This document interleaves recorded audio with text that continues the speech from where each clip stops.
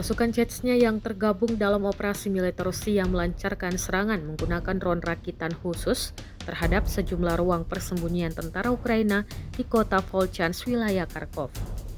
Rekaman momen serangannya diunggah di Telegram pada Rabu 16 April 2025. Dalam laporan yang dirilis, wilayah benteng angkatan bersenjata Ukraina kini berada dalam jarak pandang langsung prajurit Chechnya, membuat serangan dilakukan dengan akurasi tinggi. Drone-drone tersebut diarahkan untuk menghantam titik-titik strategis yang diduga menjadi lokasi persembunyian dan koordinasi pasukan Ukraina.